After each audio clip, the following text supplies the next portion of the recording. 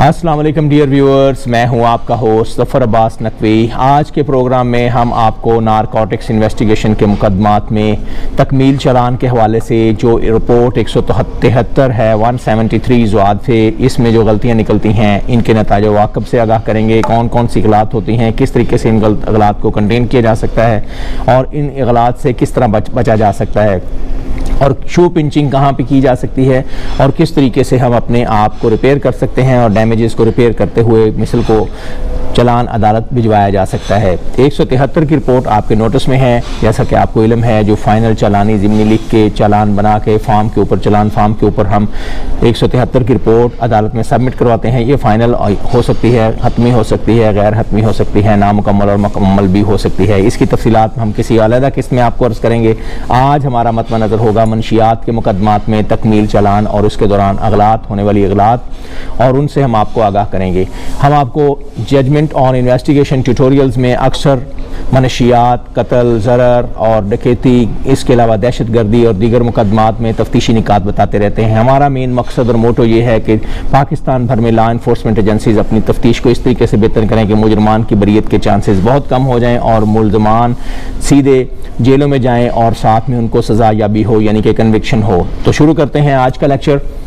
CNSA और 3/4 यानी कि इम्तनाए मनशियात, शराब वगैरह जब रिकवर होती है, इस तरह के जराइम में आपने चालान बनाते हुए तखसीस लाजमी बरकरार रखनी है, हर बार बरकरार रखनी है, और एक का जुर्म आपने दूसरे केस में नहीं लिखना।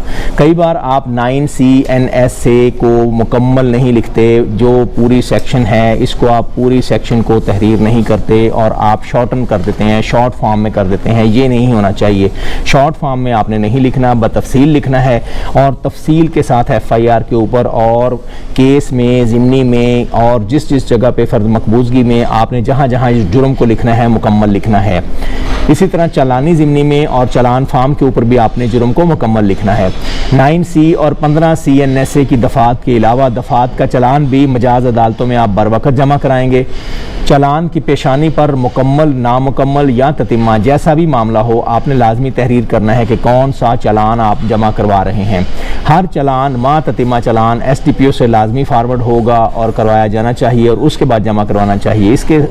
इनके दस्तखत, SDPO के दस्तखत के साथ साथ आपने तारीख लिखना भी भूलनी नहीं है। चालान पर दस्तखत के साथ SHO के दस्तखत और तारीख भी दुरुस्त लिखी जाएगी और इस तारीख पर कांच छांट हरगज़ नहीं होनी चाहिए। दुरुस्त जुर्म लगाकर चालान के खाना नंबर 7 में आपने इंदराज करना है और दुरुस्तगी करनी है। नामुकम्मल चालान हर कीमत पर अंदर 14 यौम यानी कि बर वक़्त जमा करवाया जाना चाहिए अगर रिपोर्ट PFSA मौसूल ना हुई हो तो। पोल काम के कंप्यूटर ऑपरेटर के आप दस्तखत करवाएंगे और रसीद पोल काम हमरा चालान लफ करेंगे। चालान साल लेट जमा कराने की ताख़ीर आपने लाजमी वाज़े करनी है, और ताख़ीर ये है बिला वजह ना हो, कोई माकूल वजह हो तो फिर काबिल कबूल होगी अदालत में, वरना ये नाकाबिल कबूल करार पाएगी। चालान बर वक़्त अंदर मियाद 14 यौम प्रोसिक्यूशन ब्रांच से एतराज़ात क्लियर करा के हर सूरत आपने जमा करवाना है, वरना लेट जमा होने की माकूल वजाहत आपने दर्ज करनी है और तारीख जमा शुदगी चालान बदली हुई ना हो, उसमें कोई टेम्परिंग ना हो, उसमें रद्दोबदल ना हो और काट छांट ना की गई हो। चालान मुख्तसर ना बनाएं। अक्सर केसेस में तफ्तीशी अफसरान चालान बहुत मुख्तसर बनाने की टेंडेंसी पाई जाती है, उसको वो शॉर्टन करते हैं और जानबूझकर मुख्तसर कर देते हैं। चालान मुख्तसर ना बनाएं। हम आपको ज़िम्नियात में जब हम चालान फार्म आपको बनाना सिखाएंगे तो आपको वजाहत के साथ और एक एक फ़िक्रा आपको बोल के आपको ट्यूटर करेंगे, आपको टीच अप करेंगे, ताकि आपको टीच करके बताएंगे कि किस तरीके से आपने पूरा चालान फार्म तैयार करना है, उसकी फॉर्मेशन क्या होगी। फ़र्द मकबूजगी इसमें लफ होनी चाहिए, FIR होना चाहिए, नक्शा मौका होना चाहिए चालान फार्म के साथ, और अटेस्टेड हालत में प्रोसिक्यूशन फ़ाइल की फ़ोटोकॉपी करा के आपने जमा प्रोसिक्यूटर ब्रांच में करवाना है, और अपने पास भी आपने फ़ोटोकॉपी की सूरत में इसको बगैर शहादत आइंदा अदालत में शहादत देने के लिए आपने लाजमी जमा करके और संभाल के रखना है, और उसको केस वाइज आपने तरतीब लगा के रखनी है, क्योंकि केस ज़्यादा होते हैं और कई बार बंदा ओवरलैपिंग हो जाती है और तमाम केसों का आपस में हौच पौच बन जाता है, मलगोबा बन जाता है, और at the end of the day ये होता है कि आप एक केस की शहादत किसी दूसरे केस में दे रहे होते हैं। ऐसा आपने हरगिज़ नहीं करना। फहरिस्त गवाहान आपने लाजमी दर्ज करनी है। गवाहान के नाम, और नंबर यानी कि बेल्ट नंबर तफसील के साथ और वजाहत के साथ, और नाम वो लिखना है जो शनाख्ती कार्ड पर हो, जो सर्विस कार्ड पर हो, वो आपने खाना नंबर 6 में लाजमी मंदरज करने हैं और हर गवाह को फ़हरिस्त गवाहान में लाजमी दर्ज करना है। अलावा जी फ़हरिस्त गवाहान चलान फार्म रिपोर्ट 173 ज़वादफे में गवाहान के मोबाइल फ़ोन नंबर लाजमी तहरीर करें। इसमें यह होगा कि प्रोसिक्यूशन को गवाहान से रब्ता करने में बहुत आसानी होगी और वो उनको कॉल अपॉन करना और बगैर शहादत बुलाना, अदालत में तलब करना और पेश कराना बहुत आसान हो जाएगा। इस तरह की कार्रवाई ओमिट नहीं होनी चाहिए। गवाहान के मोबाइल नंबर लिखे जाने से रहने नहीं चाहिए।